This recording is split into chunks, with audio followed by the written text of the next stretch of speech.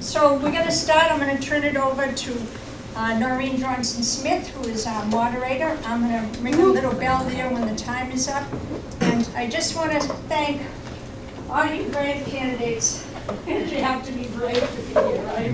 And for being here and for agreeing to tell us all why you're running, because we are very grateful to you for doing this. So with that, I will turn it over to our esteemed moderator. Thank you. Thank you, Kathy. All right, thank you all very much. I'm glad to be here again this year. Happy to moderate Candidates Night, and just want to cover a few ground rules and set your expectations for the evening. When I was a kid, I went to the Bozo show. Does anybody remember Bozo? They used to film it down on Route 128, and my neighborhood loaded all the kids into the car, and we went to the Bozo show. Well, Bozo was really funny when the camera was on. And when the camera turned off, he reamed you about staying in your seat and you kids can't get me and rah, rah. And then the camera went on and it was Bozo again, and I thought, oh my God, we were slightly traumatized by it. So what I will ask is, please don't make me be Bozo tonight. If everybody can stay calm, we're not deciding the election in this room. We're here to listen and learn about the candidates.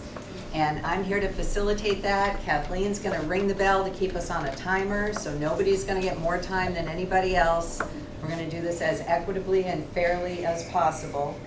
And we're going to cover as many questions as we can in the amount of time we have, which brings us to 8 o'clock at night. But please don't make me be Bozo. I didn't enjoy it myself, and I don't want to have to ream anybody out. The sound is not that great in here. We don't have microphones and like a speaker system. So for them to hear on the recording, which will be played immediately after this session, so that everybody in Charlton can watch it on cable TV or YouTube. For people to hear, they're going to need quiet in the room. So if you can just kind of keep that in mind this evening, I appreciate it. And I want to thank everyone who sent me questions. So we did have an open invitation for people to submit questions for any of the candidates. And probably no surprise to you, but the only questions I got were directed at the school committee. So we're going to have general introduction statements tonight and give everyone 3 minutes, and they don't have to use the whole 3 minutes, or they can. At 3 minutes, Kathleen's going to ring the bell, so you'll know you're done, and we'll go down the row and allow each candidate to introduce themselves. I'm going to ask you to talk about your background, why you're running for this particular office, and what skills you bring to it. So what makes you the best candidate for this particular job that you're seeking to represent our town. So we're going to do that first. And then afterwards, I will go through moderated questions. For those of you that submitted questions, please be forewarned, I received over 110 questions. And I went through them all very carefully. I combined them, I developed themes, I practically did a thesis on the questions that I got for school committee members. So I will do my best to honor the spirit and the intention of those questions. I may not cover it exactly as you posed it, but that's probably because 3 other people asked it a different way, and I combined that into a theme to try to come up with a question that captures the spirit of what you're hoping to hear tonight.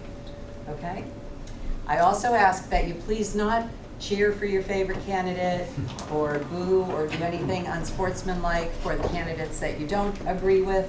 Whether you agree or disagree is kind of irrelevant right now. It's not irrelevant when you get in the ballot box and you start marking and voting. But it's irrelevant tonight. So tonight is, you're free to just be open-minded and listen and hear what people have to say. Okay, so that kind of takes the pressure off. Let's start with you, Ms. Jean Vincent, who is running for planning board as an incumbent. I am an incumbent. I've been on the planning board for a few years now. I think this is for sure the second 5-year term, and there may have been a couple years before that. I'm basically, though, still a newbie in town. I've only been here 33 years, so I don't know everything. And the reason why I'm running again is we're in the middle of a lot of different projects, and I'd like to see some of them through to make sure that everything goes the way we hoped it would. Planning board is also in the state of, we've been working on it for 2.5 years, redoing our zoning bylaws. And it's quite an undertaking, and it's taken us 2.5 years to get it here. It will be on the ballot. I think it's all moved under one article. But if you have any questions later on, you can ask me about those. And that's really all I have to say. Saving time for the school board. Thank you, Jean. Thanks for serving on the planning board, and thanks for being willing to run again. One other thing, if you notice the full name is Jean Marie Garmon Vincent, that's the way it has to be on the ballot, but also known as Jean Vincent. Short version. Thank you, I'm sorry. Thanks so much. And Ms. Zella? Yep, thank you. Thank you. Hi, everybody. I first really just want to address my involvement with this DCU United and just kind of state that I know everybody's under the impression that I was a little bit more involved than I really was. I did go to a forum and listen. I was concerned. You know, I like to hear both sides of a lot of things. I went to an event that they sponsored with Middlebury parents about people running for government, and they asked me to speak to what I was passionate about, which is the schools. So that's why I spoke at that event, and that's it's just simply not true that I've been involved in being disrespectful or disruptive of any school committee meeting ever. So I just want to get that out of the way. I am a huge supporter of our country, our town, our schools. My husband and I are both graduates from Shepherd Hill. He was from Dudley, I'm from Charlton, so it's nice that we're a regionalized school. I run my own home daycare. I've done that for 16 years. I've served over 100 different families. You know, been very successful. Had a lot of great kids come through. Teaching's hard, especially now. Being an educator's tough. I have a lot of respect for educators. My mom was a teacher for 25 years as well, so I have that background. But you just love kids. When you have that passion, you have that passion, that drive that makes you want to support them in any way that you possibly can. So you really put yourself out there. I've spent the past 10 years supporting kids, students, our schools. You know, I've been involved in a lot of different committees in town. I was involved in the search committee for our town administrator. I was involved in the search committee for our interim superintendent. I've been on student council, school council committees, the strategic planning committee, and my most successful and proudest position was the president of the Charlton PTO for over 6 years. In that position, I did a lot of things. I met a lot of awesome people. I was in the schools all the time, so much so that I think a lot of the students thought I was a teacher. You know, I went to Spirit Days, I did volunteer days, community reading days, I spoke at teacher staff meeting days, and just held a lot of events, met tons of great people, and we did a lot of great things. One of the first things I implemented when I joined was socials. I wanted socials. I wanted parents and families and kids and grandparents and everybody to be able to just get together. It wasn't even a fundraiser. It was just really to kind of bring people together, and that's really what I like to do. That's what I thrive to do, is to get people together for the common good and for our kids. I also brought in with Spirit Wear. Where was Charlton? We had no Charlton t-shirts, no Spirit Wear. So, you know, I brought one of those things in. I just really wanted everybody to kind of get together. So it's difficult. I wish I could say a whole heck of a lot more, but hopefully throughout the night I will. Thank you. Thank you. Mr. Sanborn? Good evening. My name is John Sanborn. I'm a candidate for re-election to the Board of Health. I've lived in Charlton for 34 years, more than Jean. I didn't know that until tonight. I've served on the Board of Health for 2 3-year terms. Board of Health is responsible for addressing and maintaining all health-related issues in the town. During the past 6 years while I've been on the board has worked with state and local agencies on various major health issues, including Southbridge landfill contamination, Charlton well water, ExxonMobil turnpike water contamination of wells, and the ongoing COVID pandemic. We're now involved, our next big project is the closure of the old landfill on Flint Road, so we'll be working with Massachusetts DEP on that. Charlton Board of Health has 3 members, and I believe I speak for the entire board when I say how grateful we are to have such a talented team working in the Board of Health office. If you know them, Jim Philbrook is the health director, and Andrea and Kim are his administrative assistants. The three of them provide great service to the residents, and I'm proud to be a part of this team of professionals. Qualifications, going back quite a ways. Before graduating from the State University of New York, I concentrated my course load on studies that included environmental chemistry, geomorphology of soils, water resources, physical geography, recreational land use planning, urban planning, and transportation geography. So that was a few decades ago. I ask for your vote at the town election on May 7th. Let's work together to keep Charlton a healthy community, and I thank you. Thank you, Mr. Sandbaum, and thank you for serving on the Board of Health and being willing to run again. Appreciate Thank it. you. All right, next, Mr. Nee. Hi, everyone. My name is Jim Nee, James Nee, as you're filling out the ballot, though. I'm running for the one-year seat here for the Dudley-Charlton Regional School Committee. I want to take this opportunity to thank Noreen and all the other public servants and elected officials who are here tonight. There's nothing easy about this for anyone here tonight, and the efforts of all the public servants here tonight are truly appreciated, so thank you. I moved to Charlton here with my family just a few years ago. We've loved every minute of it. When my wife and I were looking for the right community to move to, Charlton just had something special about it when we came here looking for homes, and every minute we've spent here since has confirmed that. And it's been wonderful. Everyone I have met here has been welcoming and inviting. Thank you for that. Both my wife and I's family are both from Massachusetts. We spent some time moving around for my job for a few years there. I have a undergraduate degree in medieval history, and I've worked for the last 20 some odd years in public transportation. If you can square that circle, I have a Buffalo nickel for you. I have a master's degree in public policy as well as some other graduate certificates, but my primary background is in public transportation and public policy. That being said, I'm here tonight really because I care about the future of my two beautiful girls, Sophia and Zoe. Sophia is currently in the first grade. Zoe will be going into the schools shortly. I know that I want the best for my girls. I know everyone here who has kids wants the best for their kids. And that's why I'm running for this seat, because I truly care about my children and about all the kids here in the community.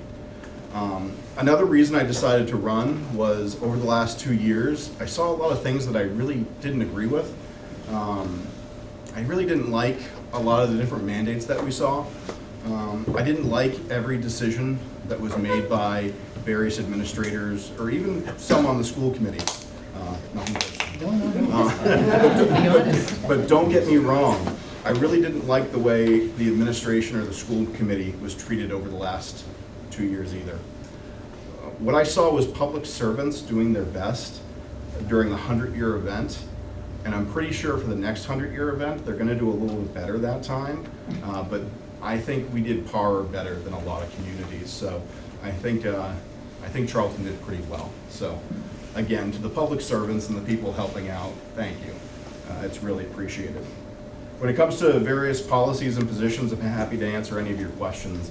I'm an open book, and if we don't get to all of them here tonight, you can reach out to me on my Facebook campaign page. I am happy to answer anything or chat about any topic you guys want to. Thank you all, and I hope I have your support later this week. Great, thank you very much. Mr. LaFerriere. Thank you. Thank you. Thank you to Noreen, and thank you to everyone for setting up tonight. So I'm Kenny LaFerriere, Kenneth LaFerriere on the ballot. I'm running for re-election to the 3-year seat on the Dudley-Charlton Regional School Committee. I have many connections to the district. My wife and I are both graduates of Shepherd Hill, and I have 2 children in the district, Cameron grade 4 and Caden in kindergarten, and we have great schools. DCRSD has always held a special place in my heart. The amazing educators, the warm community spirit, and the great education that can be found here are all reasons my wife and I wanted to raise our family here. I was born and raised in Dudley, and my wife, originally from Charlton, made me realize one important thing. Happy wife equals happy life, so that's why we settled in Charlton. My apologies to our friends in Dudley. I am currently employed by New England Donor Services, the organization that facilitates organ and tissue donation and transplants. It continues to be an honor to work for the organization that saved my life 21 years ago. The community is a special place, and I'll never forget the amount of caring and support that came from the people of the community. One of the most important pieces of my job is to build relationships between multiple stakeholders with shared goals. I pride myself on being someone to bridge connections between our member communities and town leadership and the school district. I was first elected to the school committee in 2019, and then 10 months later, the world turned upside down. The role of a school committee member morphed into making decisions on the health and well-being of our students and staff. Unfortunately, since all of our efforts were focused on the COVID world, many of our goals and initiatives were delayed. From the start of the pandemic, I was one of the school committee members advocating to safely get our students and staff back into the classroom. I was also proud to be on the negotiating subcommittees to negotiate and bring to successful ratification the contracts with our paraprofessionals and most recently our amazing teachers.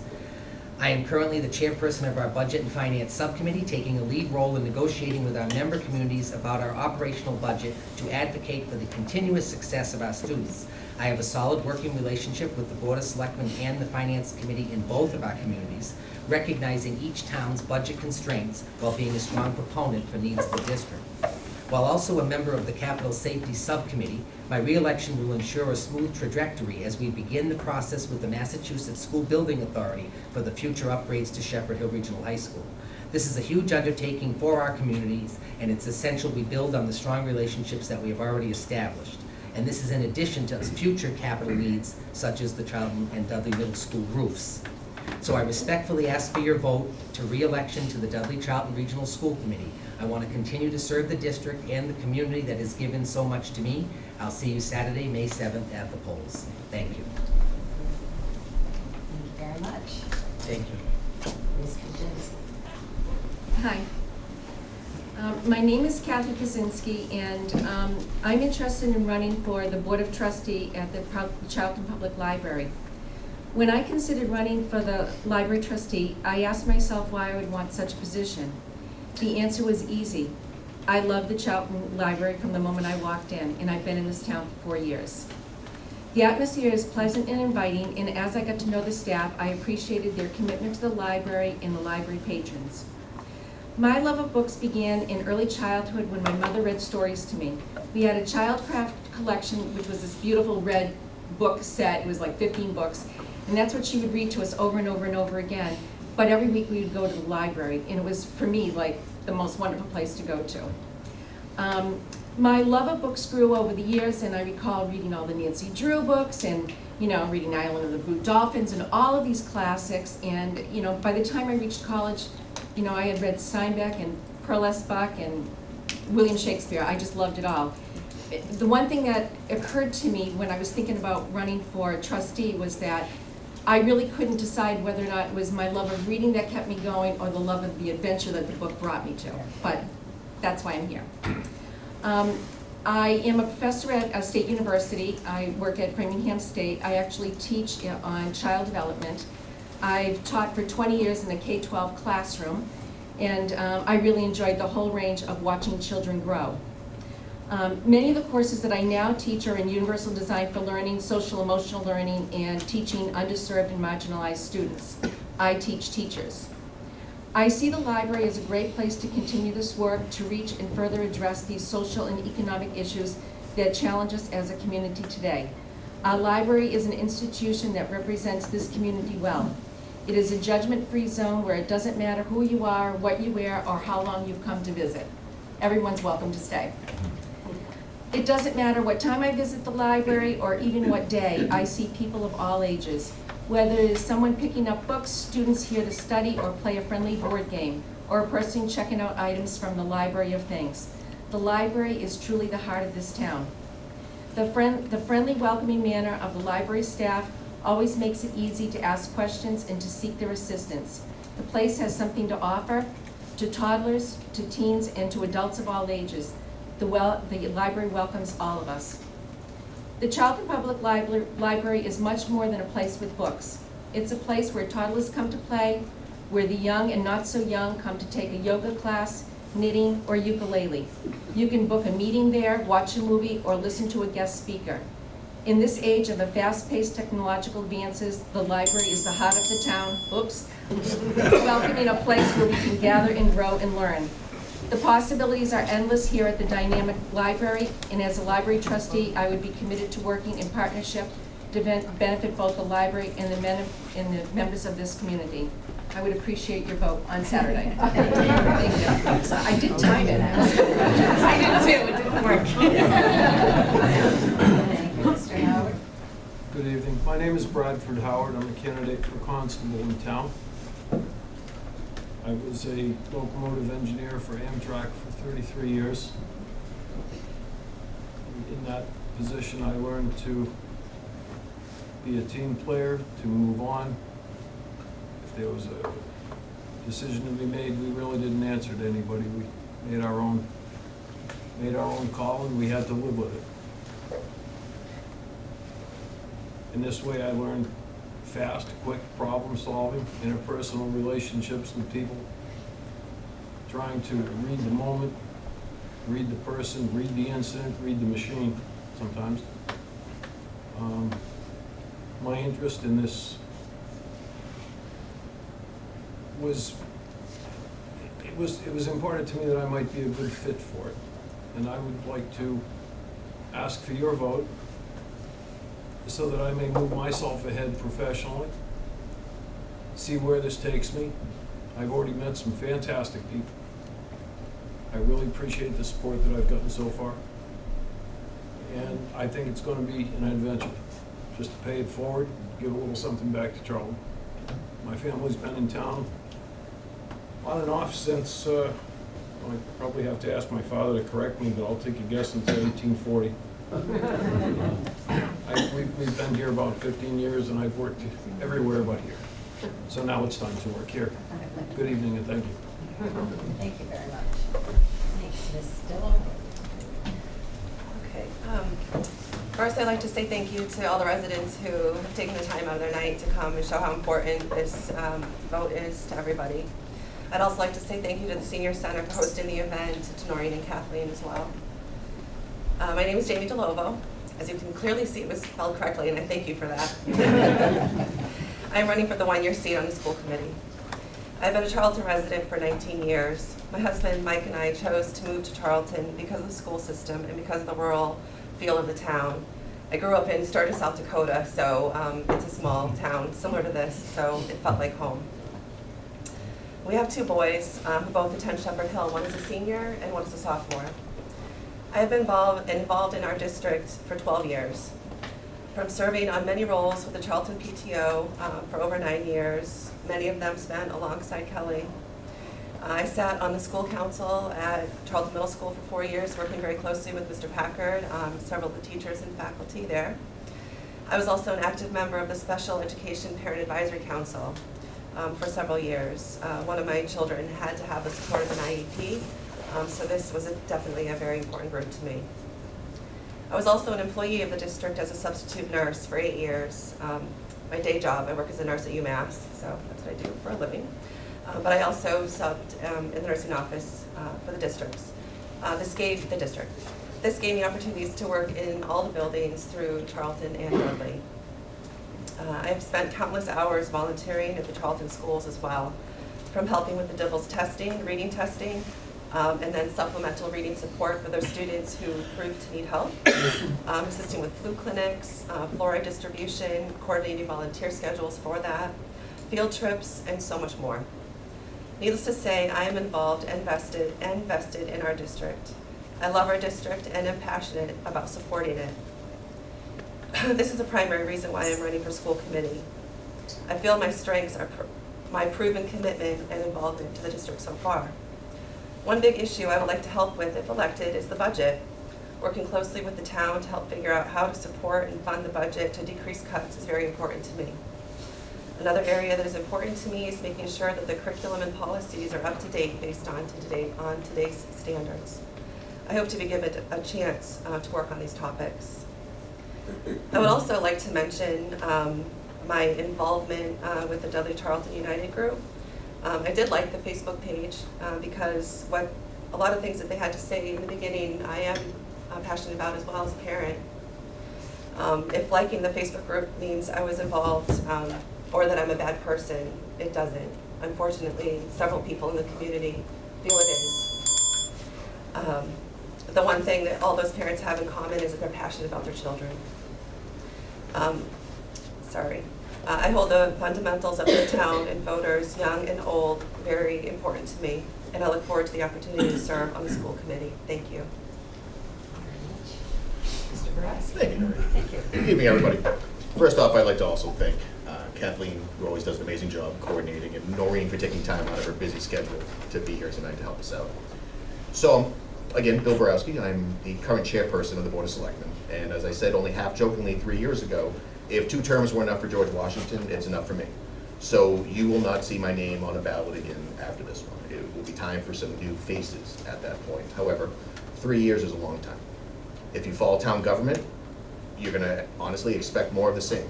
My priorities continue to be fiscal conservatism, community outreach to make sure everyone knows where I stand and why, but also do my best to help educate and explain the somewhat nuanced, esoteric processes of municipal government, whether it be a town meeting, Board of Selectmen meetings, etc.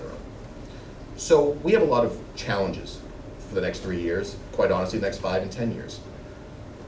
We need to encourage more people to get involved. So on a personal note, I beg your indulgence for a moment. Debate has replaced dialogue. What's happened is that passion has somehow transformed itself into discourtesy and crassness. Whereas we should be encouraging the former, we need to root out the latter.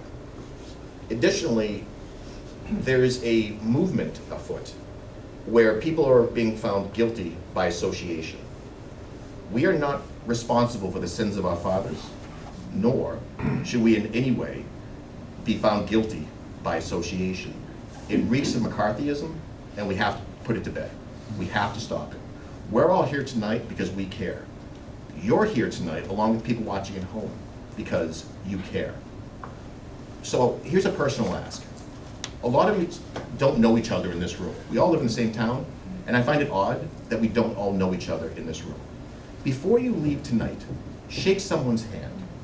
Find time to listen and empathize, but at the same time, don't just wait to speak. There's too much of that going on in town right now, and with the number of issues that we have to face, we can disagree, but we have to come together for a common good. So that's what I'm asking every single person in town to start tonight, but let's make the first step here. We're here for a reason. Remember, it's about dialogue, it's not debate. And don't forget to vote May 7th. Thank you. I think Mr. Borowski's running for moderator on this. I gotta sharpen my pen. Okay, great. So I do want to thank and acknowledge everyone who has taken the courage and the time to run for office. It is, having done it only once in my life for this position that I've been serving in, it is unnerving to stand out on a street corner with your name on a sign and wave at people. And all I can say is thank God we were wearing masks last year when I waved, because my vocabulary while I was standing there looking like I was smiling was stuff you didn't want to hear. So, you know, it takes a lot of courage. I appreciate everybody stepping forward. And this town cannot run without these positions being filled. So this town, the community just doesn't work without it. So we need all of you who came tonight to think about running in the future on the next ballot. Choose a position that you find that your skill sets might work well with, and step on into the water. Dip your toe in the water. It's nice and warm. And thank you all very much. I appreciate it. I appreciate the work of our planning board, the work of our Board of Health, and our library trustees, and our Board of Selectmen. Everybody does a tremendous amount of work during the year and contributes to this town moving forward. And now, without further ado, we're going to focus on the school committee. Do you want us to go? You're welcome to stay in your seats. We don't have questions for the other positions tonight, or you're welcome to join the audience. It's entirely up to you. My ego's big enough, I'm going to. Doesn't matter. Everyone is welcome to stay put. I think I'll move as well. Good evening. Here.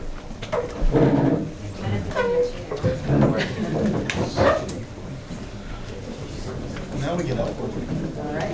Elbow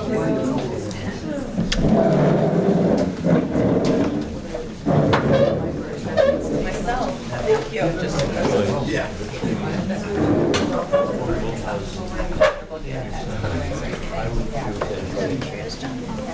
sure the library appreciates the kind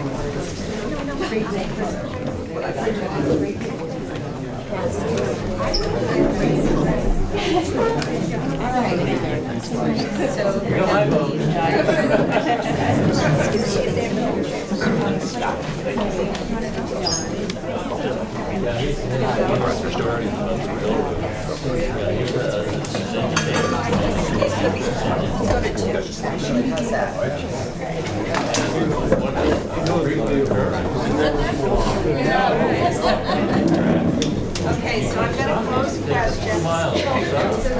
You're each going to have a turn to we'll do it equitably. On the ballot, it appears Verrier, Sella, Delovo, and me. So I'm going to start in that order, and then we're going to rotate.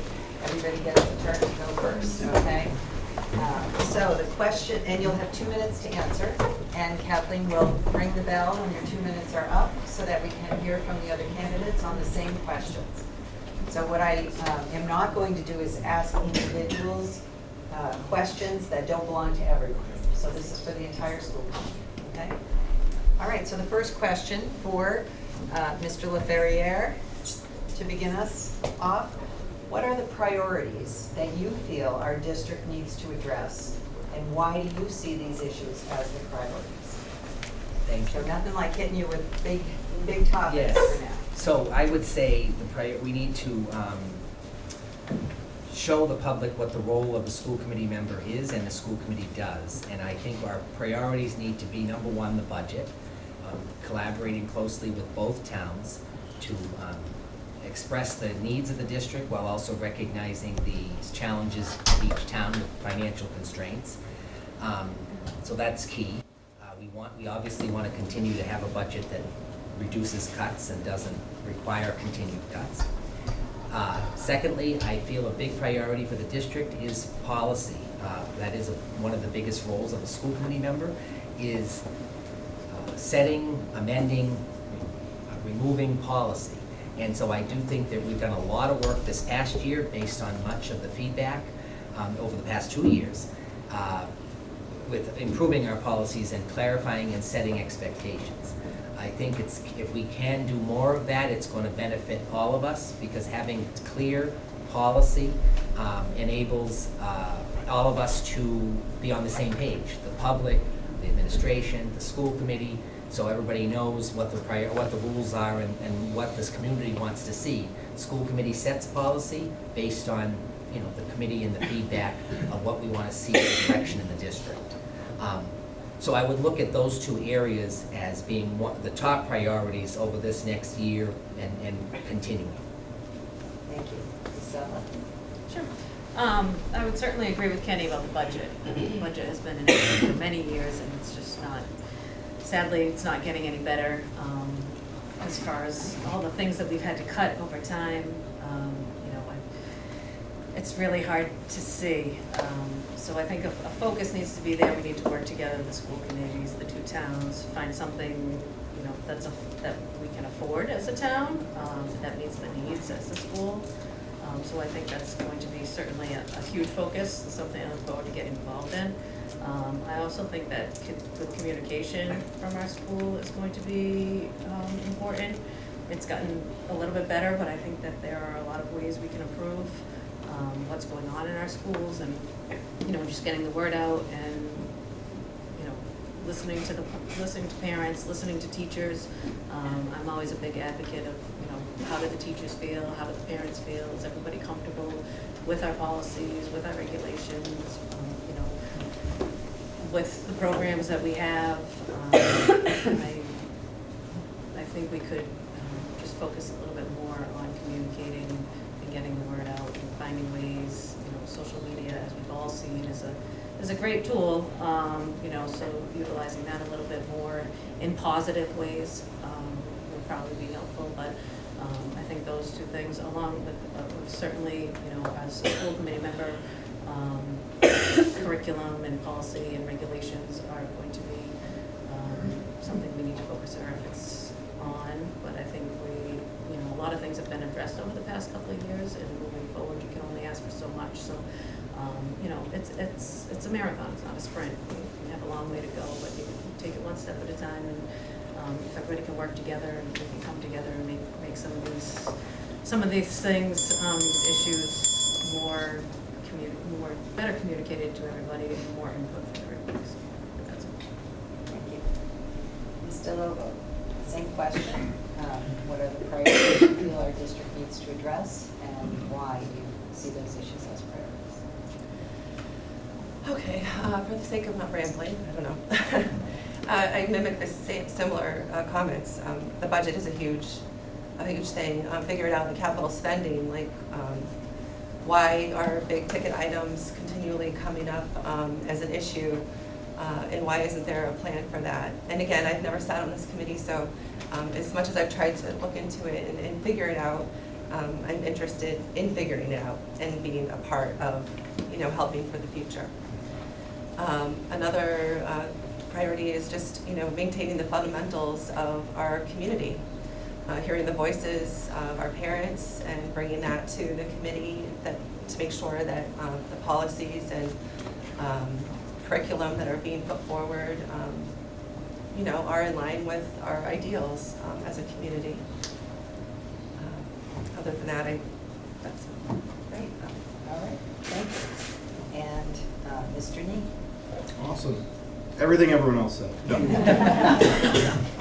But no, I think fiscal clarity is really important. Anyone who's attended or watched the school committee meetings when it comes to the budget, it can be challenging at times to understand sort of the executive summary that gets put up on some of those PowerPoints and to know what is being talked about for some of the various budgets that are proposed.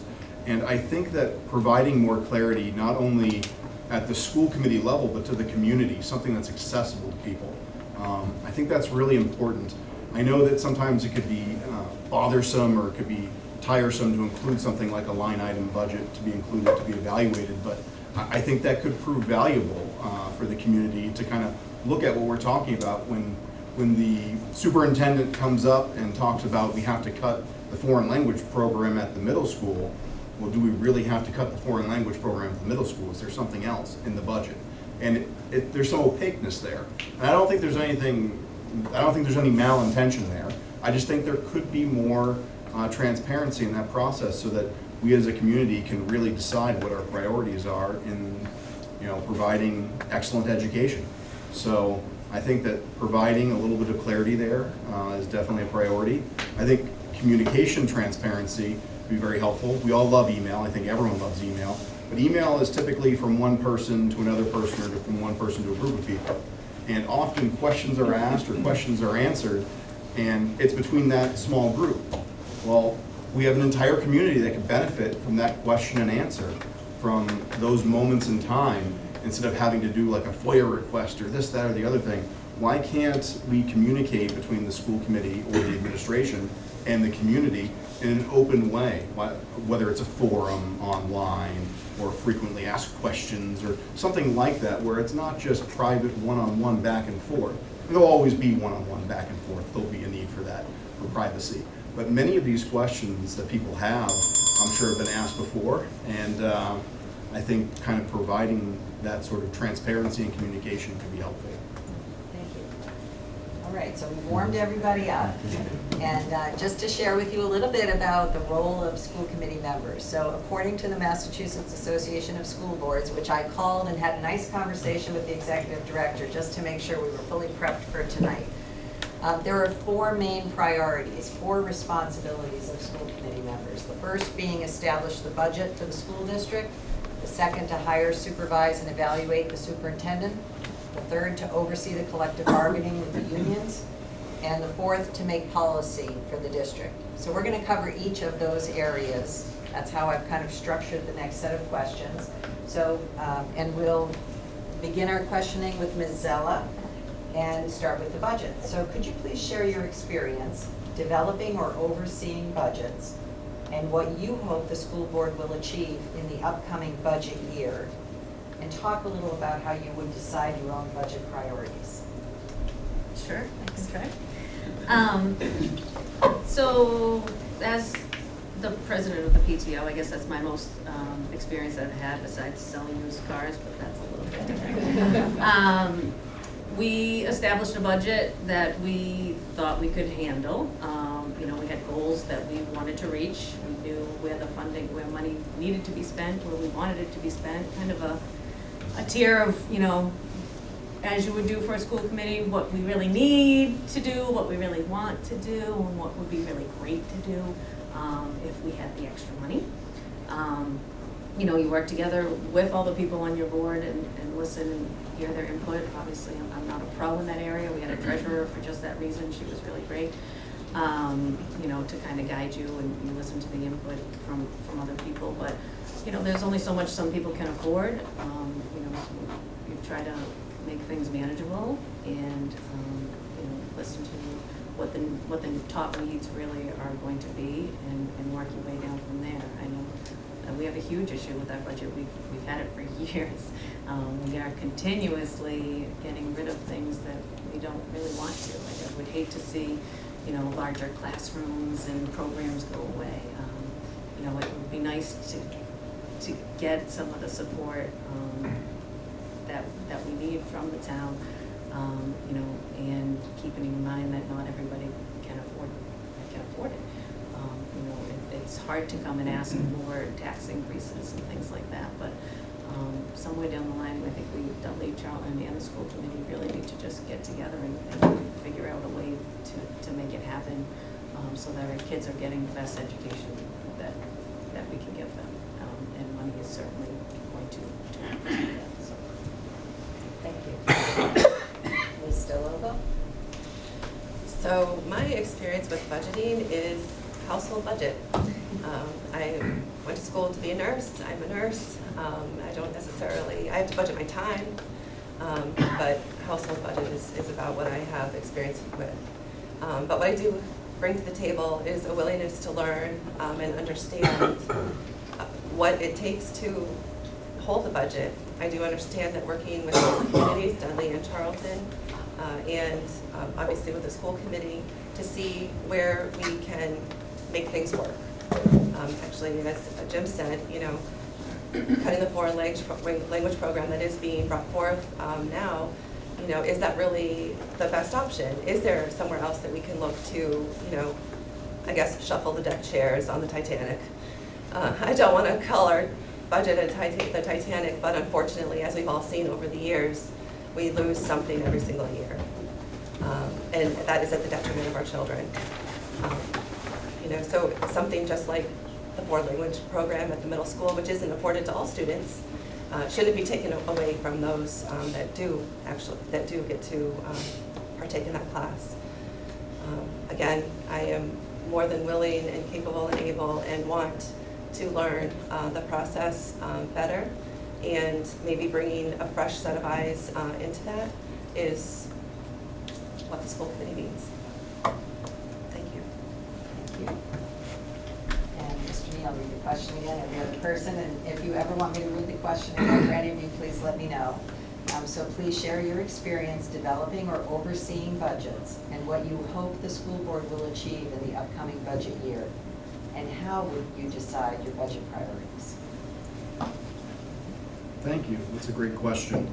For budget experience, as I mentioned earlier, I've worked in public transportation for a number of years. I'm the principal manager for a $10 million transportation system. I develop, oversee, monitor the budget for that system. It's not complete apples to apples like with transportation for the district, but there's some similarities there, especially in the development and the oversight of the budget. And I'm very happy to say that I typically don't run over those. School budgets and transportation budgets aren't, again, the exact same. I think that what I would hope to see achieved in the budget for this coming year and for the next couple of years is clarity on capital projects and investments. There's obviously some really important areas when it comes to the budget, whether it's the middle school roof or long-term projects like the bleachers at the high school, or the really big project of renovating or what could be coming up here with Shepherd Hill. So I think clarity on capital investments and how those will be funded, I think that's I hope that we can achieve that so the community, you know, can really take that next step forward and do so knowing where we're heading. For me, generally speaking, priorities for budget will always be in the classroom. More dollars for educators, more dollars for making sure our children are getting the best possible education. Thank you very much. All right, Mr. LaFerriere. Thank you, Noreen. So obviously my experience with the budgeting is I'm a current member of the school committee, so I have experience with the budget process, and most especially this year being chair of the Budget and Finance Subcommittee, having that collaboration with both towns, going to the finance committees and the Board of Selectmen meetings at both towns. Basically, it's a process of negotiation, unfortunately, with our towns to really kind of talk to the towns, express the needs, and work and try to better understand the limitations with the town, because the town has other expenses with all the different departments. So it's having that understanding and being able to also additionally, because we're regional, working with both towns and balancing the needs. And when one town can fund it and one town is having trouble, we need to respect that and explain the situation we're in. Secondly, I look at this as a process of the school committee collaborating with the administration. The administration brings forward a proposed budget, because to be frank, they're the ones that are hired by the district, they're the ones that collecting a salary to do the work of putting a budget together. Now, the school committee, in my view, is there to oversee and protect the funds of the taxpayer. So we're there to represent the people, the public, to ensure that the monies, taxpayer dollars, are being maximized and there is no waste, and we're doing what we can with the funds we have because there's only so many funds to go around. Secondly, as far as my focus on priorities, my number one focus always, sitting at that table, is for the student. So if people need to take a step back and remember, the district exists because of the student. Not that I don't care about our teachers or our paraprofessionals or our staff, but all of those people are here because of the student. And so that has to be our focus. Thank you. All right, thank you very much. Next question, I'm going to start with Ms. DeLobo. Please describe your experience. This is a multi-part question, so sorry, I'm putting them all together here. Please describe your experience hiring, supervising, or evaluating employees. And how will this experience help make you effective in your role on the school committee? And what is your hope for the relationship between the school committee and the superintendent? Okay, so my experience with hiring people are in-house nanny. That's my experience with hiring. That I had to seek out candidates to see if they were the best fit for my children. Did many interviews, and sometimes you just get that sense when you speak to somebody that they're not the right fit. And then you move on, and sometimes it clicks. Are they on time? You know, their appearance, how do they speak? Although how I'm speaking tonight probably doesn't look like I'm the best candidate, but I'm nervous in front of people.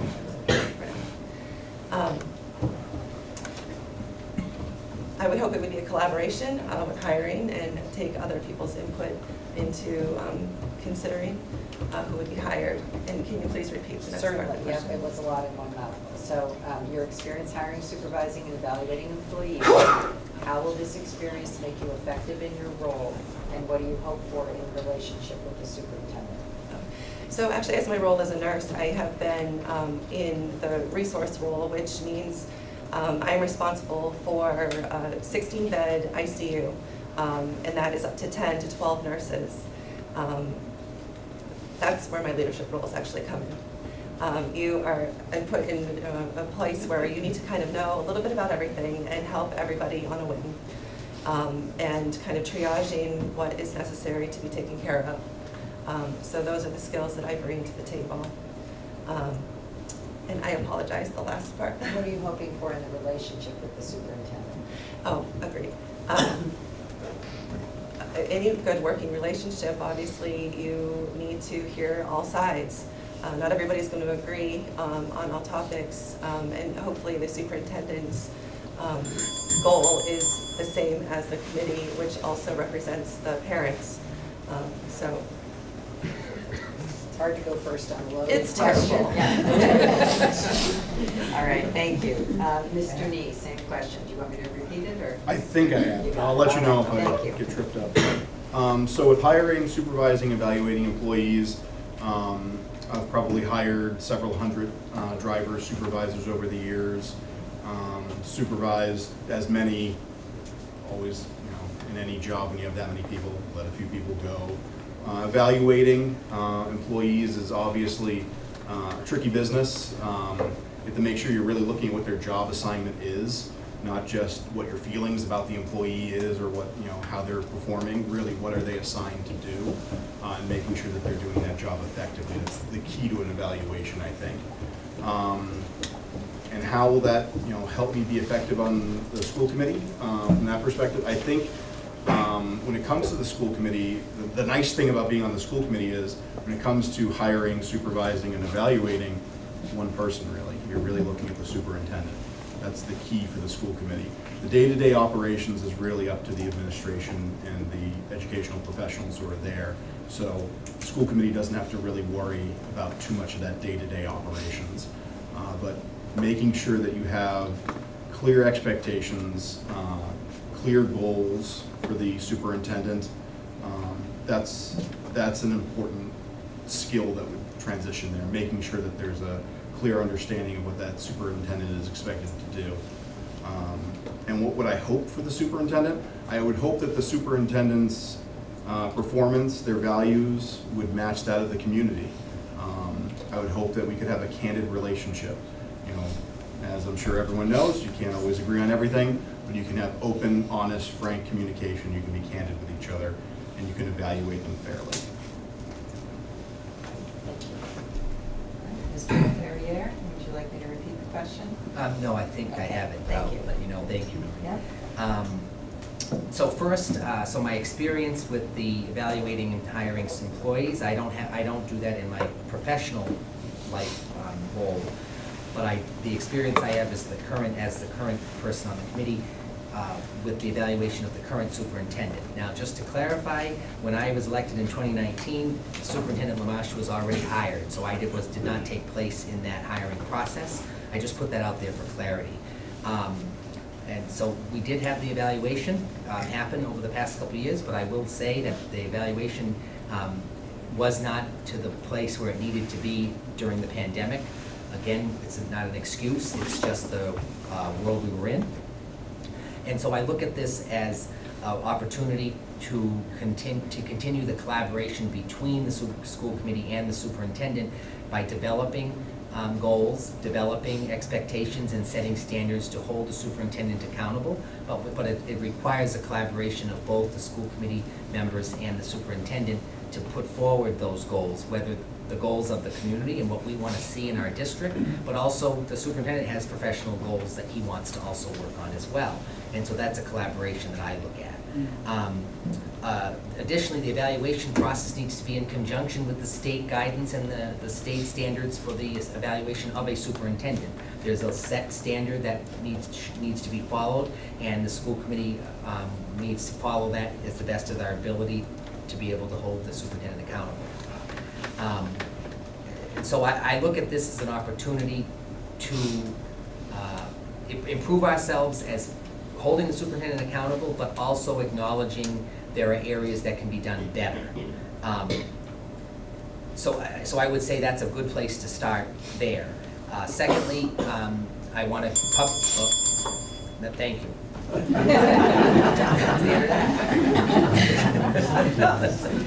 right, thank you. We'll continue. Ms. Zella, do you want me to read the question, or are you all set? No, I think I'm good, thank you. Thank you. I'm self-employed, so I don't really have any employees, but I do, as I mentioned, I was on the search committee for the interim superintendent as well as our Charlton Town administrator, so those were really good experiences. I gained a lot of knowledge on how that process works. And, I enjoy doing that. As far as the evaluation, that's left up to those that are under their supervision for those people that were chosen. So I didn't do any evaluations except my own personal. But I do, I do interview parents because not everybody is a good fit for my business or childcare. Some kids, you can tell whether or not they'll be a good fit, whether the family's a good fit. You ask a lot of questions, get to know people. So as far as evaluating people, I guess that would be where my experience would lie there. As for my hope for the relationship with the superintendent, well, I hope it would be a good working relationship. Accountability is huge, transparency is huge. I hope that we can continue to improve on that because things have been brought to his attention, the school committee's attention, from myself and others about different things, issues that need to be addressed. And, you work together and work forward and find ways to kind of make everybody happy, ways that work. So I think we would have a good working relationship despite some differences of opinion that we may have. I feel like I could work with most people, so I think we would have a good working relationship, and the goal is to work together to make a difference in the district for the sake of the kids and education, and support our teachers and our community. So I look forward to all those opportunities and doing those things.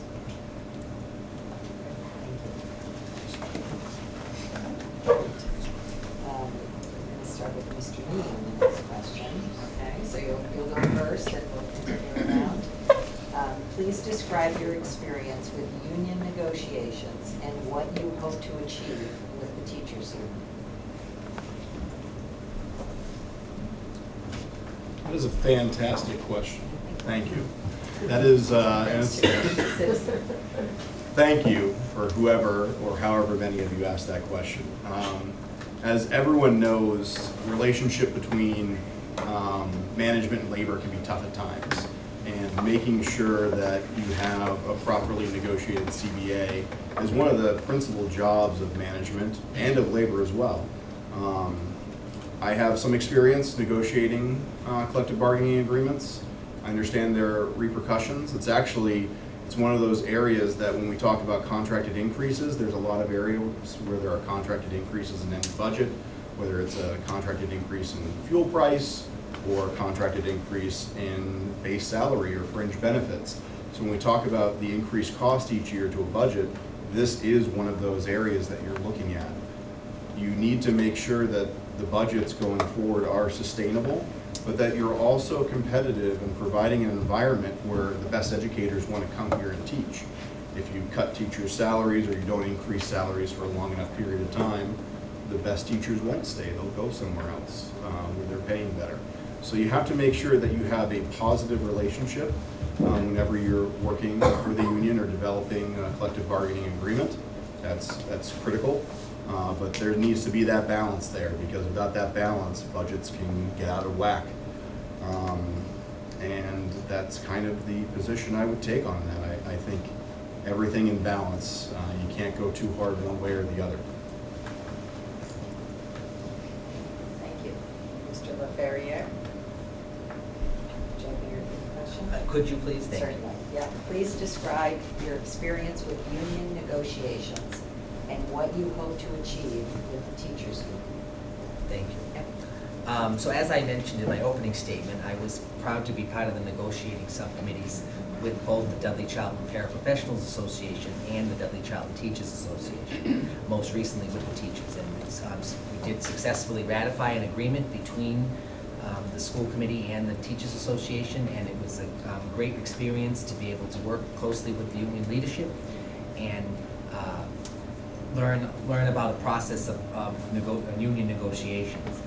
One thing I would say that I noticed immediately, and I had heard for many, many years, that the school committee has always maintained and had an excellent relationship with the local teachers union, which is essential to the continued work and efforts of our students and our district. So I value that relationship, and I value the importance that we can work together and achieve a common goal at the end. And I really feel, and I heard from union leadership, that it was a very smooth experience this year with our negotiations, and the contract has been ratified, and it's my understanding is that staff are very, very, very honored and excited that the school committee continues to respect the work of our teachers. And so that would be my priority, was to continue to work closely with the teachers union. Just because we ratified an agreement doesn't mean we end the work. We continue that collaboration and that discussion with the teachers. And I think that's essential, is to keep those relationships intact. People don't become a teacher to become independently wealthy. They become a teacher because they want to be there for the students. And there's a special secret sauce here at Dudley Charlton of why we have the excellent educators we have. And I truly believe it's because of the respect earned from the school committee and the collaboration we have. So that would be the area that we want to continue to achieve and work with the union to continue those discussions. So I look forward to continuing to do that if I'm reelected. Thank you. Thank you. Ms. Sella, would you repeat the question? No, that's fine. I don't have any union experience. I have negotiation experience because, like I mentioned a long time ago, I was in car sales, so that's a little bit of back and forth. But it's a lot different too. But honestly, if we're not doing the best for our students, if we're not doing the best for our teachers, we have amazing teachers in our district. I've gotten to know many of them over the years with my involvement as the PTO president. Like I said, I spent a lot of time in schools with these teachers, listening to them. You know what's going on when you're involved so much. So I support the teachers 100%. As far as unions, I don't know much about the union. I do know that I have a hard time having teachers be told what to do by somebody who was never a teacher. I feel like I hope that some of these union reps, and I don't know any of them, so I just hope that some of them that are local to us have actually been teachers, so they actually have some experience firsthand to know what it is like to be a teacher, and to step foot in the door of that.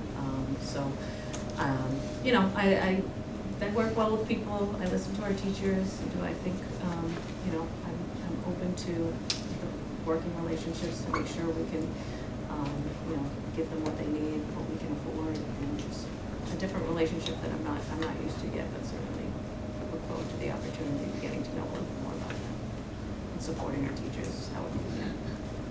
Thank you. Ms. DeLova? So my experience with union, not necessarily negotiation, but being a nurse and being part of the Massachusetts Nursing Association, I am very familiar with the relationship between the nurses and administration.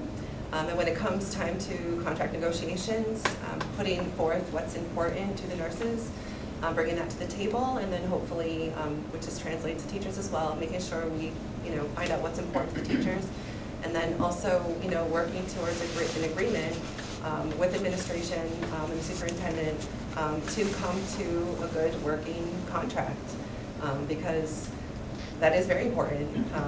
Like Kelly mentioned, we have amazing teachers here, and they need to be given the tools and support to do their job, to do the best job that they can.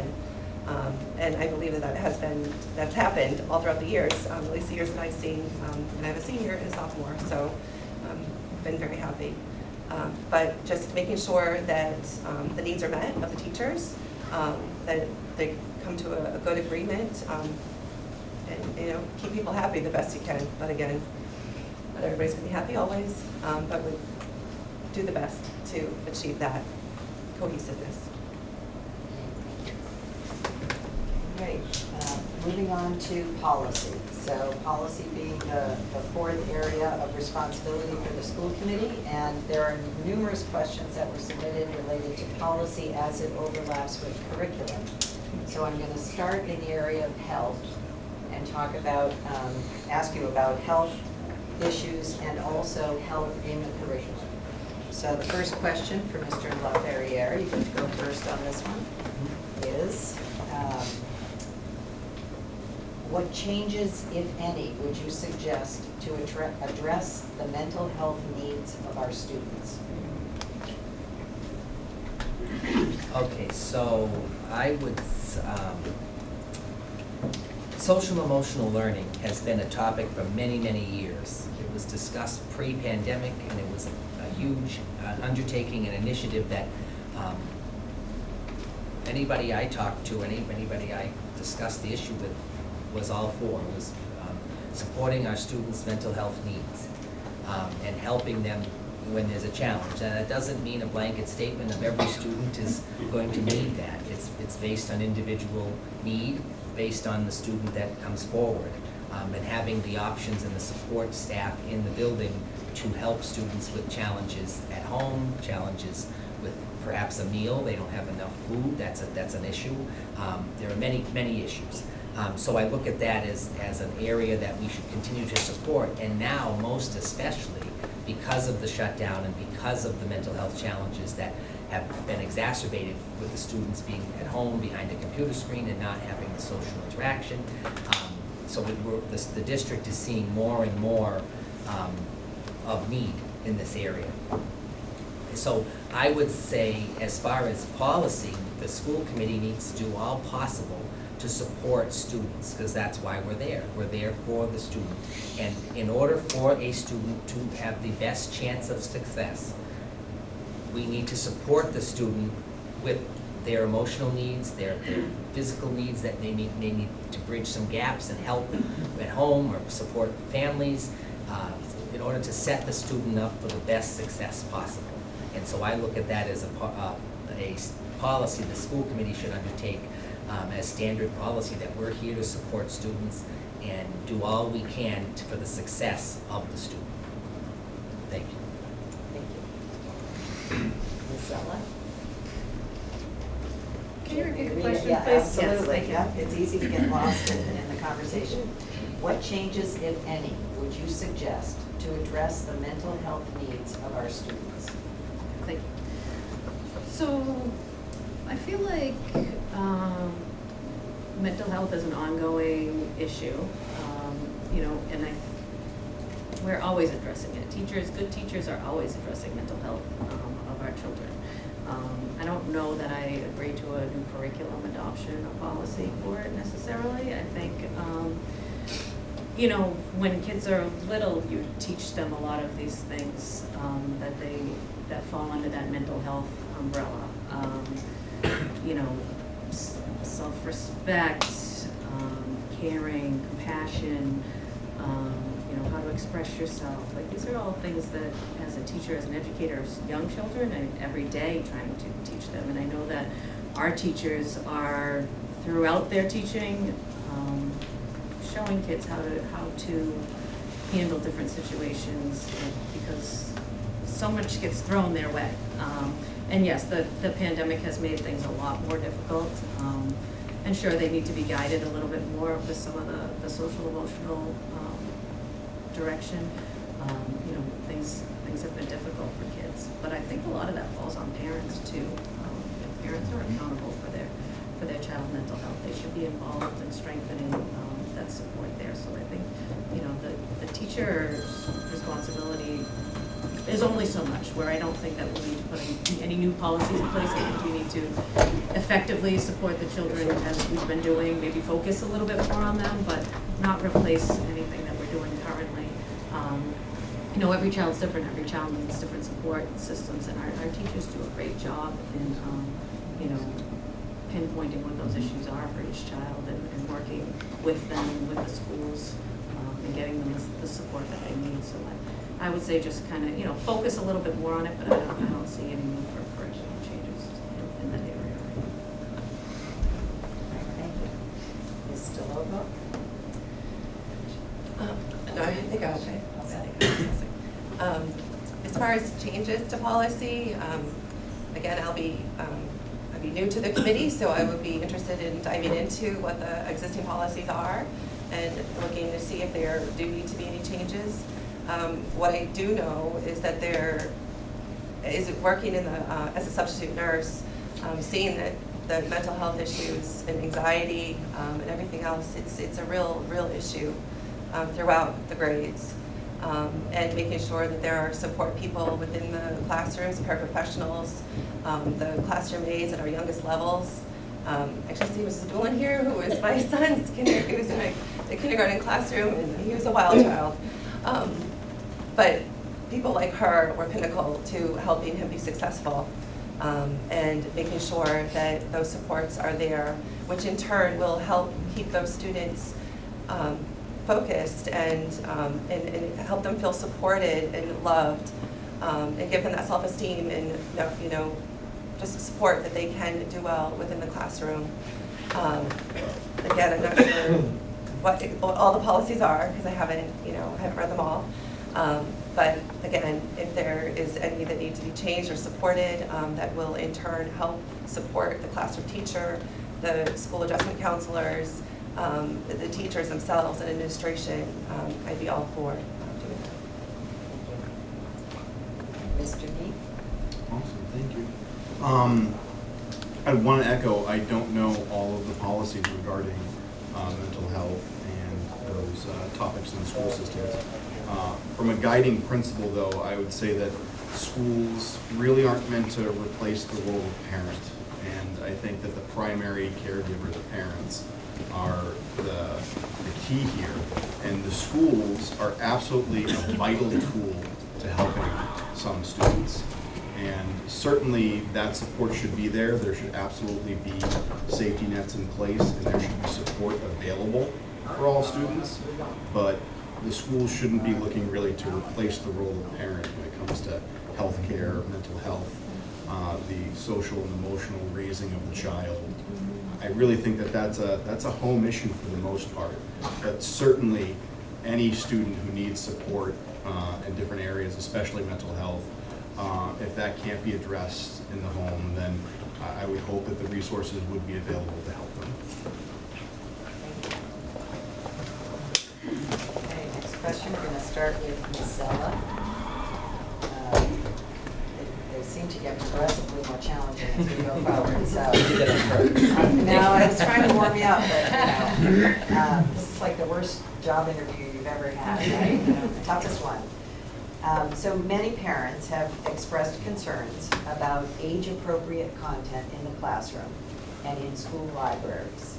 Specifically, they've raised issues regarding sexually explicit content in books and curriculum materials, particularly available to the younger grades. What is your view on teaching sexuality and sexual orientation in the elementary schools and on the issue of the holdings in the library? Okay. Well, age appropriate. There is a time and a place for everything. I don't want us to get ahead of ourselves. You know, there are some things that are meant to be taught at home. There are some issues that can be lightly addressed at schools. I think it's a pretty heated topic. So to address the book thing, I thought at first it was, you know, I'm not for banning books, but there is a time and place. I'm also not for pornography in school. Straight or gay, like, it just doesn't belong in a school system as far as I'm concerned. Kids shouldn't have access to it. If they need things like that, they can find it. Parents are there, counselors are there, they can do that. So I feel like there's a time and a place, and maybe schools aren't perfect for it. I also wouldn't want, you know, books on topics that don't belong in you know, how to do a school shooting. I wouldn't want that kind of book in your library, just like I don't want pornography in the library. So I guess, you know, I feel that there's a limit. There's a limit to what should be accessible for children in schools' libraries. As far as the public, I think everybody should be able to find whatever they want, wherever they want. You can find it on the internet, which gets to the sex stuff. You know, kids, it's an interesting topic. I think there's an age-appropriate way to go about that as well. I don't think that some of these curriculum changes or policies that are coming through are age-appropriate, so I would really think it needs to go under a microscope as far as what we're teaching. I also think the parents need to be comfortable with it. It certainly should be an opt-out or in, and the teachers need to be comfortable teaching it, because some of it is not something I know all our teachers would feel comfortable with. Thank you. Ms. Stillwell? I agree there is a time and a place and an age that is appropriate for teaching sexual education. It doesn't start at kindergarten. These kids barely know what town they live in. They need to learn the basics first. A comprehensive sex education started in the middle school. I do believe that our middle school and high school curriculum is outdated, and I'd be interested to looking into that and, updating that possibly. But it doesn't start at kindergarten, in my opinion. I also do not agree with pornographic materials being available at the schools. This is inappropriate on multiple levels. There's the internet, like I said, they all have access to it.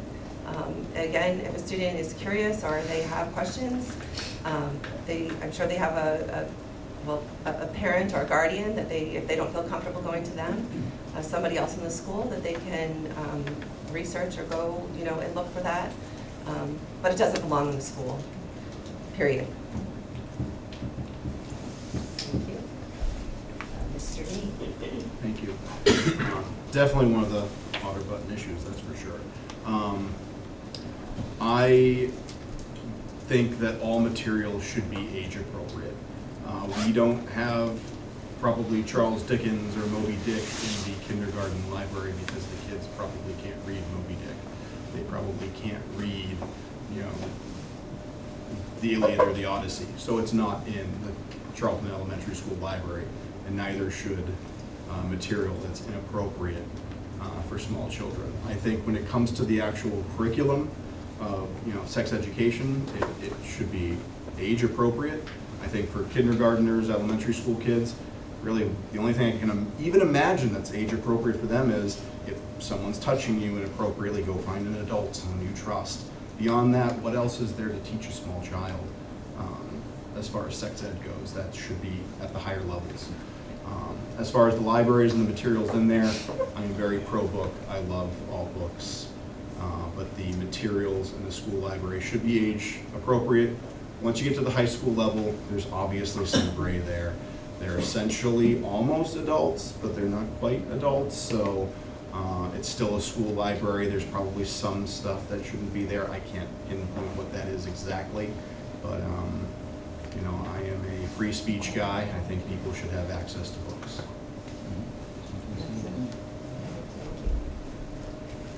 And Mr. LaFerriere? Thank you. So I agree with everyone, this is a hot button topic and it's a widely discussed topic. So a couple things I want to kind of have a little bit of history. So this year the concerns were brought forward and we heard them loud and clear. School committee has listened, administration has listened. The library review committee has been established with educators and parents and community members to determine a pathway for accepting materials, library books and materials into the schools, and how that is established and how that is done by this committee, which is great. We should have had that committee 20 years ago. Secondly, we talk about a pathway for parents, and there is policies in place that we've added and updated to allow parents to file a complaint and to express a concern and bring that forward, and there's a process to be followed to do that. So we have that avenue there. Secondly, the Mass General Law for any kind of sexual education or curriculum requires an opt-out option. So parents will always have the option to opt out because that's their right and it should be there. Additionally, I would say it goes back to collaboration. The school committee members are there to listen to the people and the concerns and the voice of the people, but the school committee members aren't the trained experts. I didn't myself go to school to be an educator. That's why we hire people that went to school and have degrees in education and understanding curriculum and understanding the process and how to educate a student. The same falls under this topic, that the school committee members aren't the experts in age appropriate. And I'm not saying the administration is the expert. We work together on it, collaboration. Thank you. Thank you. Okay, our next question, we're going to start with Ms. DeLoco. Many districts across the state are hiring directors of diversity, equity, and inclusion. Do do you think this type of position is needed in our school district, and why or why not? Another hot button. So, the diversity, equity, and inclusion, I'm kind of under the thought of, you know, treat others as you want to be treated. And equity versus equality. What's wrong with treating everybody equal? I won't treat anybody differently, regardless of your race or your color, your sexual orientation, or anything else. And I don't expect my children to do that, or anybody else's children. If, based on what the community wants, I guess if that is something that is needed, if there is an issue, which I'm not sure, I don't know exactly, if there is an issue in our schools of diversity and equity, then maybe that does need to be looked at. But I also think that there needs to be some common sense rules on just treating people fairly, based on merit, based on honor, not based on your sexual orientation, your color, or your gender. That's about all I have to say. Okay, thank you. Thank you. Next, Mr. Need. Would you repeat the question? I think I'm good. When it comes to hiring personnel, I think we need to focus on the classroom more than additional administrators. We have some really good administrators. Anyone who's attended the meetings or looked at the budget knows that our administrative overhead is actually one of the lowest in the state. And they do a pretty good job with what they have. I don't know if we need to add personnel in these areas. Obviously, if there are specific issues that need to be addressed, we should look at them. And Jamie's point about kind of the golden rule there, treat others as you want to be treated, as well as the point on equality versus equity, I love those points, they're fantastic. Equity deals with the outcome, the final outcome. So if there's equity in education, then everyone's valedictorian.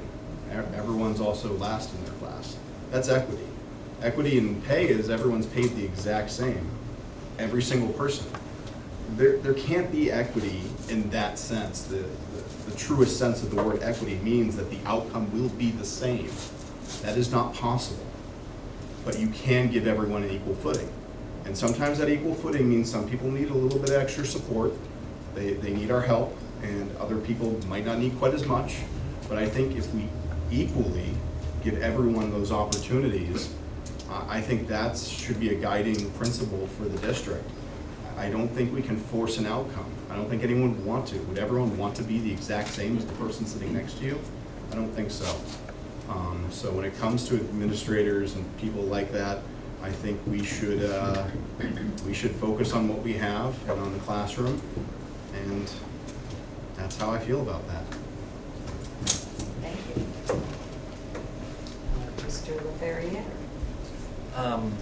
So I would echo, I think a bunch of us said it, about hiring this position. I cannot sit here and justify hiring that position when we're already cutting classroom teachers to balance the budget.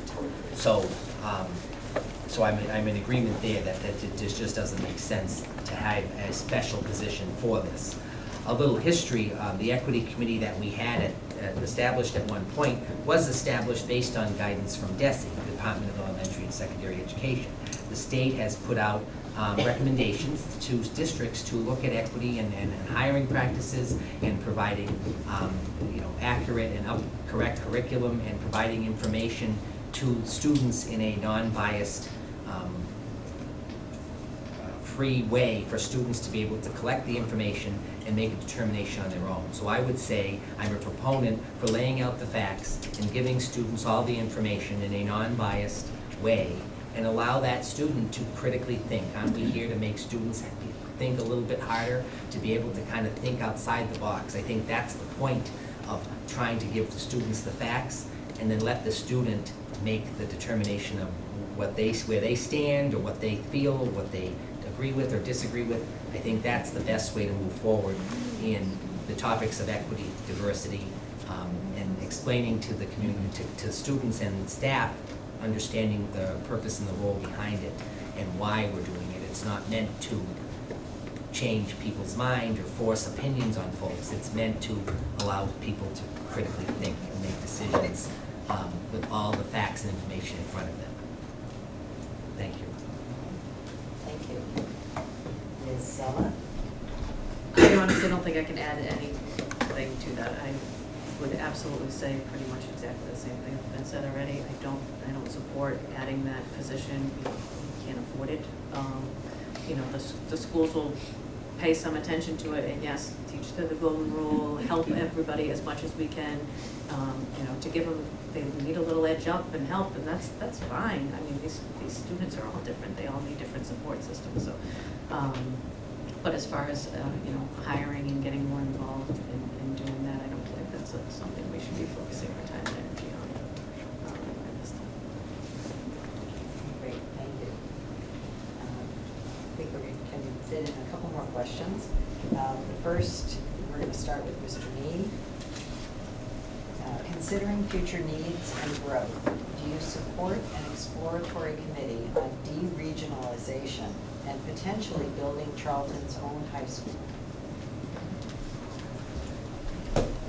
That is a fantastic question. I know I said that about a few questions, but I definitely mean that about that question. You probably sent it in, right? No. This is an area where I will not even come close to claiming to be an expert. This is something that I've talked to a handful of people. Actually, when I was collecting signatures, this topic came up a few times. I looked into it a little bit. There's obviously some differences in the two communities. There's some differences, whether it's in funding priorities, in, you know, how much we have to spend because we're a regional school on transportation costs, for example, and kind of where those capital investments go for how many buildings do you need. There's obviously some overlap that we get and some benefit that we get to being regionalized. You only need one superintendent. You only need one superintendent's office. There's value there. And then there's also value in having the school district be localized to one community kind of having those values and having those funding priorities be localized and not having to have those negotiations and that back and forth. There's value to both. I would say that with my limited knowledge on this topic, I wouldn't ever want to shut the door on that conversation. But at this point in time, I couldn't claim to be a cheerleader in either direction. The school district seems to be very good right now. The academic excellence is very, very high. So I wouldn't want to rock the boat, but at the same time, you don't want to close the door on topics like that if it's something that the community values. So I'd want to know more, is what I'd say. Thank you. Mr. LaFerriere? Thank you. So this is a great question. I agree with Jim, and I'm glad it got asked. So this topic has come up most recently. I was at the Charlton Finance Committee meeting reviewing the budget, and we had a brief discussion about this because of the budgeting challenges. First, I am always open to any kind of exploratory committee. I think collecting information and researching a topic is valuable. So I have no issue with that, but I personally would not expend funds to do it. I am not a proponent of deregionalization, and here are the reasons why. Number one, in order to deregionalize, the district, so the town of Charlton, would need to pay to funds to deregionalize and do all the legal process. The Charlton Middle School, for example, is owned by the district, so the town would have to expend money to separate the school from the district, because right now the district manages all 7 schools. We have shared costs with Shepherd Hill Regional, but we manage the school, so there would be costs associated with that. Secondly, based on Charlton's history, with all due respect to the taxpayer, the town is having difficulty funding any type of debt exclusion for a fire station. Most recent avenue was about $30 million or so for the public safety complex. In my research, a brand new high school will start at $150 million. So that is another reason why I'm not a proponent of it, because I can't justify those additional costs to deregionalize. And I agree again with Jim, we do have some shared value. We share administration costs. We also receive additional funding because we're regionalized, specifically on transportation, that other districts don't get. So those are multiple reasons why I'm not in support of it, but if it's a committee, set the committee and look into it. That's fine. Thank you. Thank you. Ms. Sullivan? Thank you. It costs a lot of money to do that, plain and simple. We don't really have it. If it was something that was really being pushed that we wanted to look into, sure. You know, as long as it's not gonna cost us a ton of money to look into it, because that's expensive too. But I'm glad we're a regionalized district. Charlton, Dudley, you know, teachers can go back and forth, you meet new people, you get, you know, like I said, I'm all for unity, so I like the two schools together. I mean, sure, would it be great to have, you know, our own? Yes, but I don't foresee that happening in the near future. A lot of time and energy and money spent. I feel like it's been touched upon over the past 30 years. A few times this comes up and it just doesn't come to fruition because it's just not feasible. Just can't do it. Besides, my husband was from Dudley, and if it wasn't for our regionalization, I haven't had 4 wonderful kids. So I'm not for really spending money to look into something that I don't think we can do at this time. My wife's gonna kill me. I should have said that too. Thank you. Ms. Sullivan? This is an area that I definitely have to seek expert consultation. I really, except for thank you, Kenny, for the information you provided. I wouldn't know the first thing about separating or otherwise. What I do see is that we do have 2 strong communities that have come together and have a great district. And I'm not sure what value, besides cost, you know, by separating would do. And also the enrollment. You know, do we have enough students in either community to support something to that amount to build a new school in Charlton, for example? So again, I would have to get more information before I made a decision, but I think that as we are now, just kind of tweak our district as it is the best way forward. Thank you.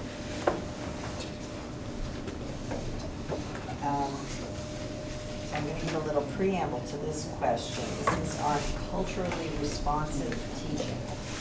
So culturally responsive teaching is defined by Education Week as strength-based pedagogy or strength-based teaching method that incorporates students' cultural identities and lived experiences into the classroom as a tool for effective instruction. Culturally responsive teaching means using students' customs, characteristics, experience, and perspectives as tools for better classroom instruction.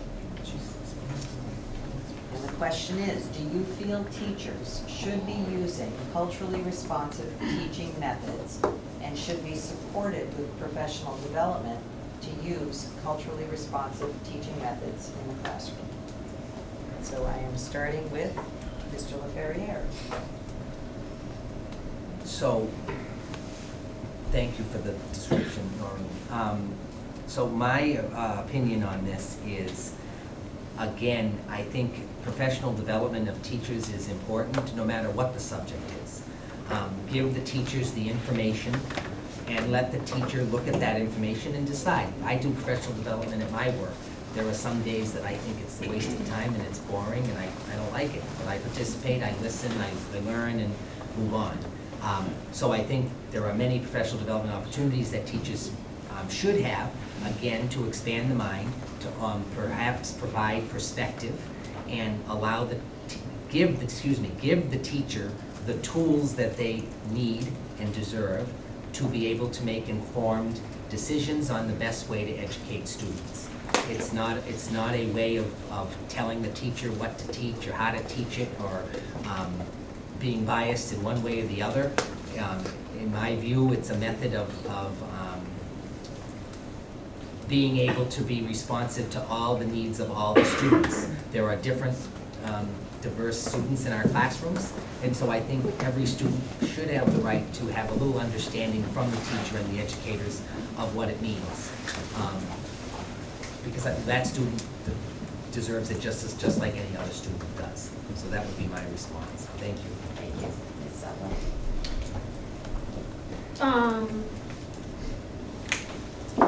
Cultural responsive teaching. I guess teachers need a lot of different tools in their toolbox.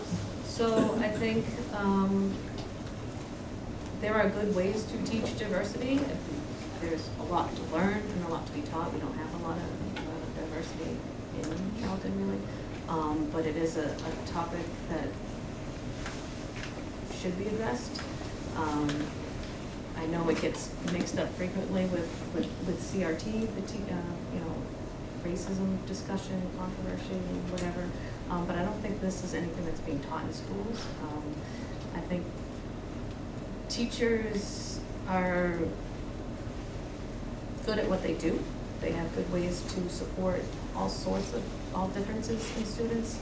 But they need to be culturally responsive because they should be addressing all kids in all areas. I just don't feel it's necessarily a curriculum or a policy that needs to be set in place. It should be touched upon in general. I think there are differences among all of us, and you can celebrate those differences and teach children why there are those differences without making other people feel that their differences are unimportant.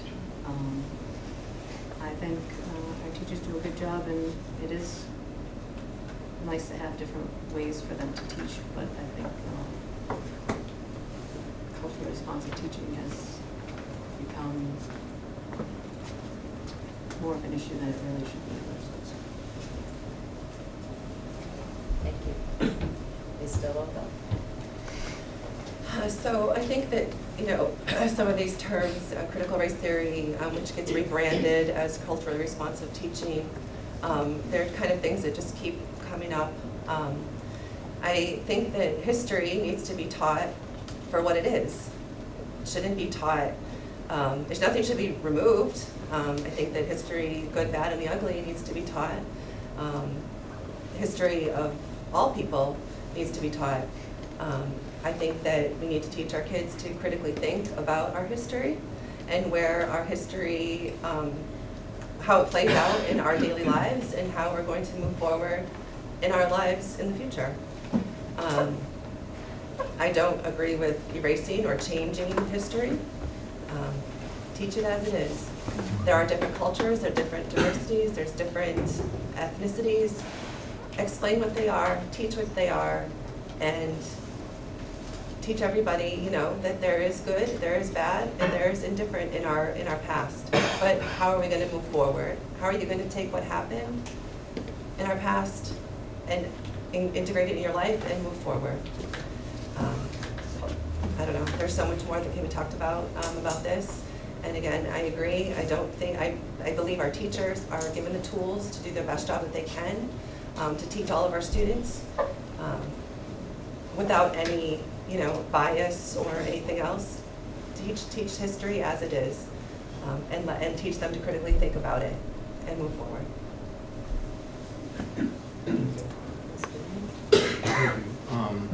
I really like some of the responses of my co-panelists up here. I do worry about the acronym and the rebranding from another type of CRT. It is a little bit confusing, and if we're looking at this as culturally responsive teaching and kind of as a tool belt, an item in a teacher's tool belt to work in the classroom with students, I don't see that really as a problem. You don't have to tell students why they don't go to school on Sunday, because that's kind of part of the culture in America. But if you think about that is a cultural thing. Why aren't we in school on Saturday or Sunday for the Sabbath or something like that? Maybe if a teacher needs to know, you don't wear hats in class, for example, but there's a student who wears a yarmulke, and maybe that is viewed as a hat by some people and not by others. Making sure the teacher has the tools available and the training available to be culturally responsive to that moment and to know the difference. I think that's important. But yeah, when it comes to some of the other topics that this can wade into, it's definitely a tricky subject, but I'm all for teachers being appropriately trained to give the students the best education they can and not call someone out unnecessarily in a weird situation. Thank you all for your thoughtful responses and for putting yourselves out here in front of the whole town to make your case to become a member of the school committee going forward.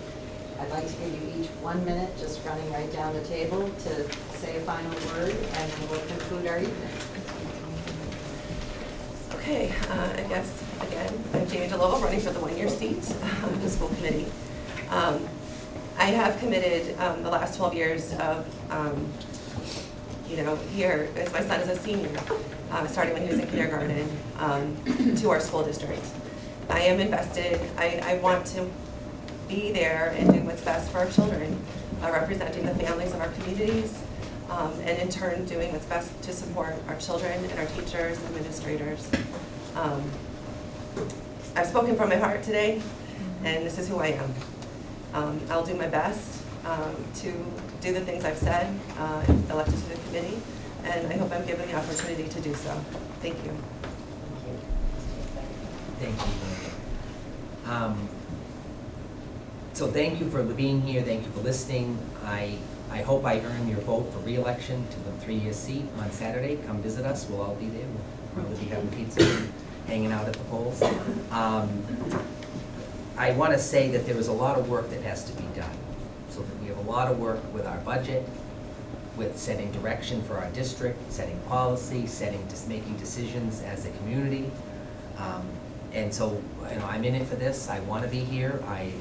It gives me pride and a sense of pleasure to pay it forward to the district that's given me so much. And I look at this as an opportunity to serve my community and serve the district and serve our students. I always like to remind folks, we all have children in the district, and I thank you for being here today. Hi everyone, again, James Nee, Jim Nee, if you ever want to come chat with me.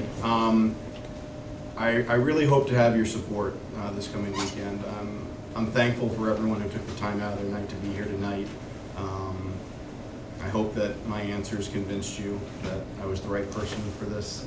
It is a service that we're up here to serve, and you are all doing a great service too by being here and by listening to us and by voting. So thank you. Other than the voting and the service that we do, this is why I'm running. I love my girls. They're wonderful. I want to make sure that they have the best education possible. I know everyone up here feels the exact same, and I know you all do too. Thank you. Kelly Zella, running for the 3-year seat for the first time, trying to slide into a different kind of role in our community. But we have excellent schools, amazing teachers, dedicated administration, safe, clean facilities, responsive programs. All these components combined produce successful students as long as we have parent and community interaction and involvement, which I believe I represent pretty well. I'm an honest, open-minded, hardworking woman who's a team player.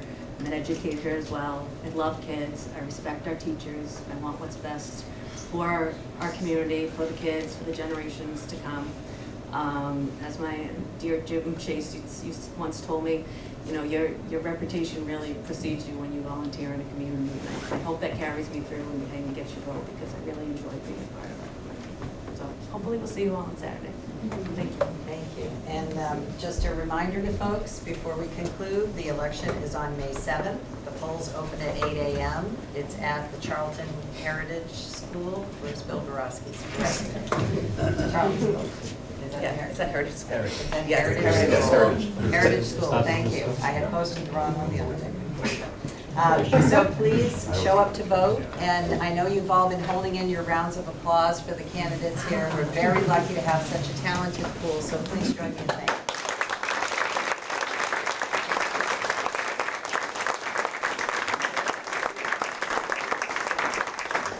Can we also have another great round of applause for our wonderful ones?